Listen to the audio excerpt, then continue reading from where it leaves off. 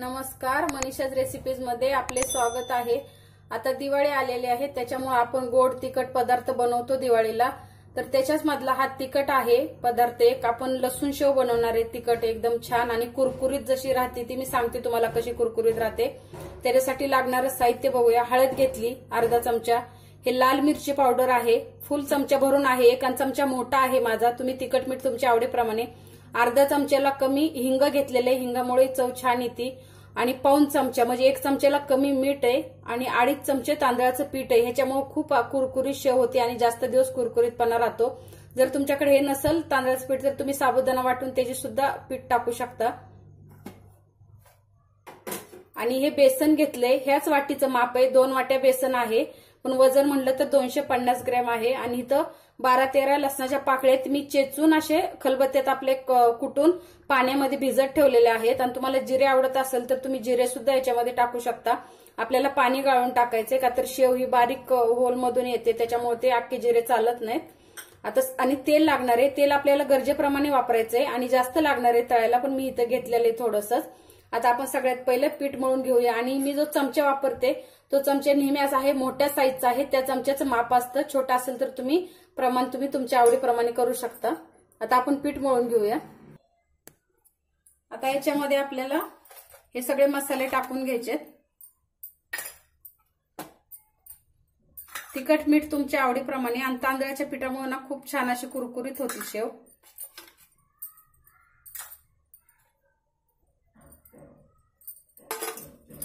हे थोडंसं मिक्स करून घ्यायचं, तर आपण याच्यामध्ये तेलाचं मोहन टाकणार आहे, त्याच्यामुळे सगळी चव लागली पाहिजे, त्याच्यामुळे हे चांगलं मिक्स करून घ्यायचं।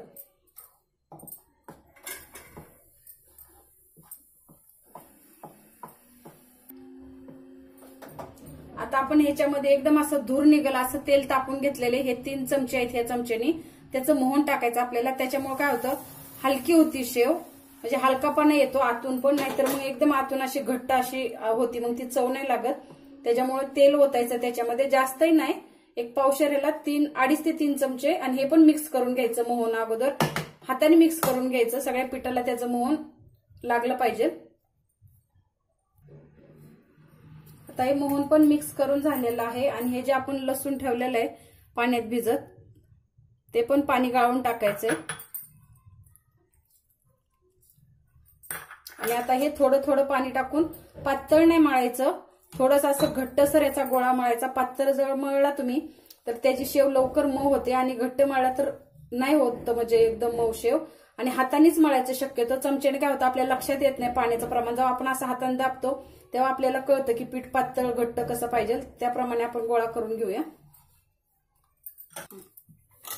आता गोळा मळून झालाय आणि मी हात धुवून एकत्र करून घेतलेला आहे, असं पाहिजे, एकदम घट्टही नाहीये म्हणजे पूर्ण, पण अशा प्रकारे पाहिजे म्हणजे शेव छान होती। आता आपल्याला याला झाकून ठेवायचं, फक्त तेल तापेपर्यंतच ठेवायचं। तेल आपण गोळा मळून झाल्यानंतर ठेवायचं गरम करायला, त्याच्यामुळे काय होतं तेवढं 5 मिनिट का होईना भिजतं पीठ। आता आपण तेल गरम करायला ठेवूया। आता तेल तापले आपलं, तर हे मी सोऱ्या घेतलेला आहे, ह्याला सोऱ्याही म्हणतात किंवा शेव करण्याची मशीन पण म्हणतात। तर त्याच्यासाठी मी अशी एकदम असं जास्त बारीक पण नाहीये, मिडियम साईजचं आहे हे। एकदम बारीक पण घेतल्यावर काय होतं करपती शेव, त्याच्यामुळे हे अशा साईजचंच घ्या। आणि त्याच्यामध्ये जेवढं बसेल तेवढं टाकून घ्यायचं आपण मळलेलं पीठ, आणि तुम्ही कुठलाही सोऱ्या वापरू शकता ह्याला। आता आपण ह्याच्यामध्ये शेव टाकून घेऊया। आणि तेल एकदम कडक पण नाही तापवायचं, थोडंसं आपल्या हाताला गरम झालेलं असं वाटलं वाफ लागते की लगेच टाकून घ्यायची। आणि गॅस मिडियम पेक्षाही छोटा करायचा, नाहीतर काय होतं शेव वरून एकदम कडक होते आणि आतमध्ये कच्ची राहते, त्याच्यामुळे मोठ्या गॅसवरती शेव कधी फ्राय करायची नाही। जेवढं बसल कढईमध्ये आपल्या तेवढी टाकून घ्यायचे।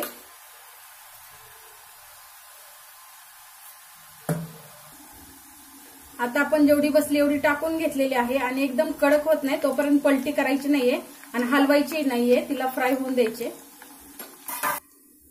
आता ह्या साईडने अशी कडक झालेली आहे शेव, तर आता आपण पलटी करून घेऊया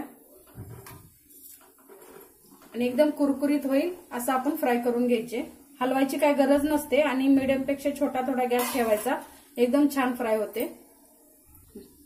आता फ्राय झालेले शेव आपण काढून घेऊया।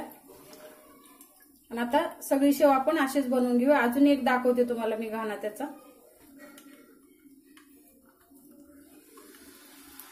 सांभाळूनच थोडं तेल गरम असतं आणि आता गॅस बंद केलेला आहे का तर तेल तापलेलं असतं।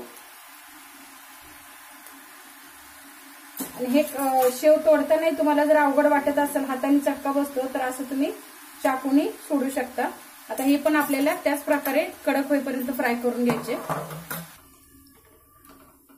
ही पण झालेली आहे एकदम कुरकुरीत आणि फ्राय, आणि जास्तही काळपट कलर येऊन द्यायचा नाही, त्याच्यामुळे कडू लागल। अशा प्रकारे ह्या कलर वरती फ्राय करून घ्यायची, जास्त वेळ लागत नाही, एक 2 ते 3 मिनिटांमध्ये फ्राय होती, किंवा 4 मिनिट जास्तीत जास्त। तुम्ही गॅस जसा तुमचा कमी जास्त असेल त्या प्रकारे बघा तुम्ही, पण जास्त काळी करू नका, कडू लागते टेस्ट मग। आता अशीच आपण सगळे शेव बनवून घेऊया। आपली झणझणीत अशी लसूण शेव तयार झालेली आहे, आणि ही अशा कलर वरतीच फ्राय करायची, म्हणजे ती करपट वगैरे लागत नाही। आणि तुम्ही देखील या दिवाळीला करून बघा नक्की, आणि कशी झाली ते आम्हाला कमेंट करून सांगा। आणि अजून नवीन व्हिडिओ तुम्हाला पाहिजे असेल कुठली रेसिपीज, तर त्याच्यासाठी कमेंट करा आम्हाला, मी नक्की प्रयत्न करेन दाखवायची, आणि आवडेली मला तर या दिवाळीला नक्की करून बघा शेव। हा व्हिडिओ तुम्हाला आवडला तर लाईक करा, शेअर करा, आणि अजून नवीन रेसिपीसाठी आमच्या चॅनलला सबस्क्राईब करा। धन्यवाद।